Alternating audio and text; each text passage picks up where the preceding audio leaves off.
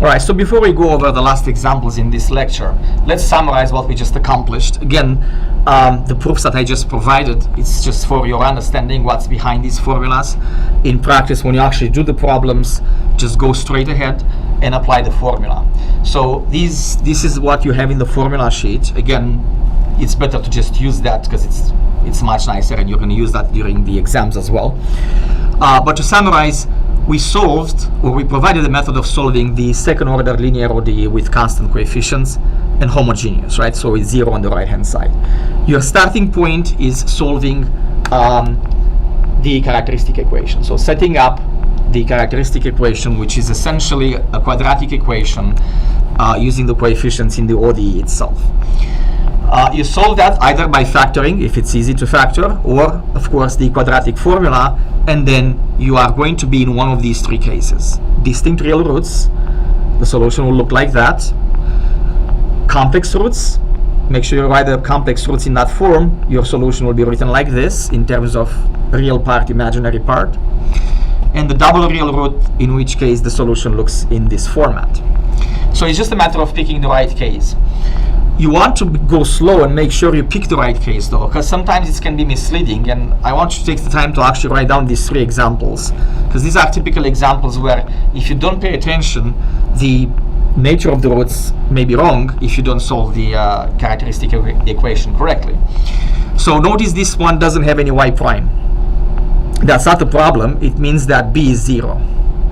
Okay, so when you set up the characteristic equation in this case, you're going to say r squared minus 4 equals 0. Right? Not 4 times y, because not 4 times r. R goes with y prime. Because it's r squared minus 4, this factors into r minus 2, r plus 2. So you are in the first case, distinct real roots. By the way, it doesn't matter the order which one gets to be 2 or minus 2 first, because the addition is commutative, right? You can interchange the two. So you are in the first case, so of course the solution is c1 e to the 2t plus c2 e to the minus 2t.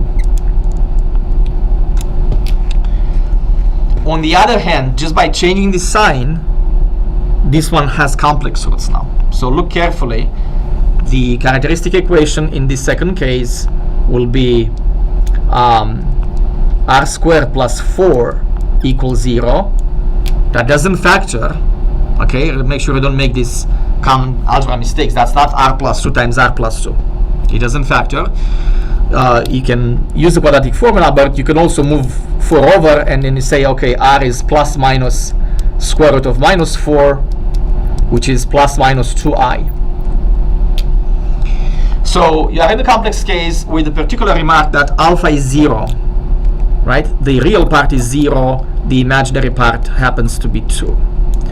That's not a problem that alpha is 0, the formula is just the same as before. So following the formula for the solution, e to the alpha t becomes 0. Becomes 1, right? Because alpha is 0.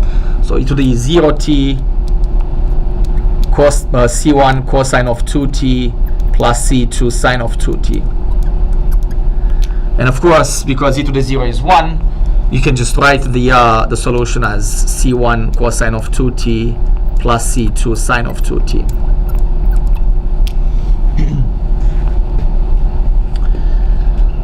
So just the sign difference, complex roots, real roots. If you look at the third example, we don't have any y. So there's not going to be c by itself, right? So it's going to be r squared minus 4 times r this time. It's not 4 by itself, right? So it's minus 4 times r because you have y prime. Again, the first case, this factors into r times r minus 4. One root is 0, the other one is 4. The solution is just like in this case, right? So c1 e to the 0t plus c2 e to the 4t. And e to the 0, of course, is 1. So therefore, y is c1 plus c2 e to the 4t. One more example and some final comments after that. I just want to go over one initial value problem in the double real root case. Again, just to point out, to make sure you pay attention when you do the derivatives, when you plug in the initial condition. So suppose, let's write down 4 here, that's the fourth example. Let's say you have y double prime minus, well, let's say plus 4y prime plus 4y equals 0. And together with the initial conditions, y of 0 equals 1, y prime of 0, let's say, equals minus 1.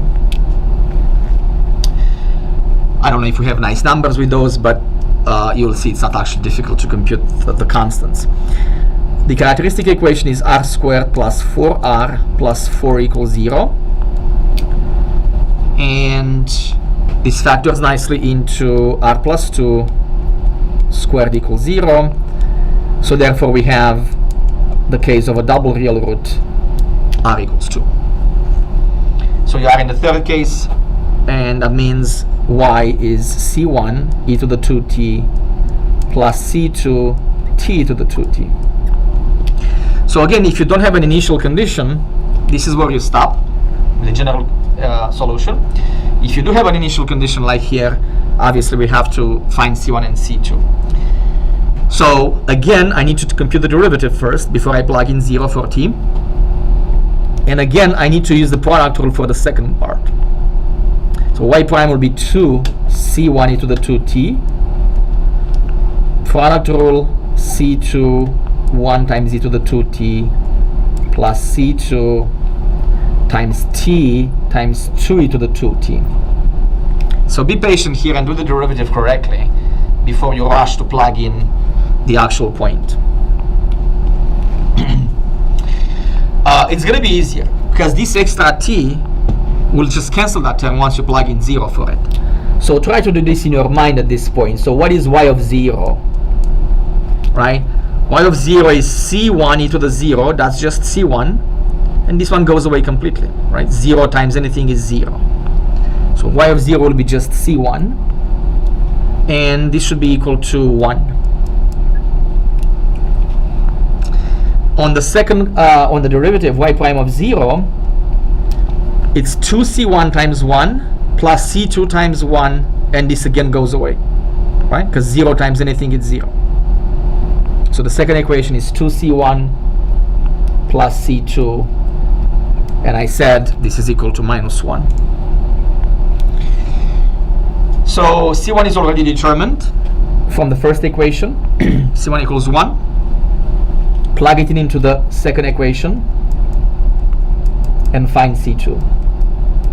Minus 1 minus 2, that's minus 3. And write the solution, final solution. So y equals c1 e to the 2t, which is 1 times e to the 2t, minus 3 t e to the 2t. So c2 is minus 3. And that's it. That's the solution of the initial value problem. So make sure you practice with plenty of examples. Just to give you a preview of what comes after this. Well, we're going to solve the non-homogeneous problem, but in anticipation for the major application of this, which is the mass spring system, I'm going to actually talk about the mass spring system probably before going over the non-homogeneous part of the solution. We'll see how it goes.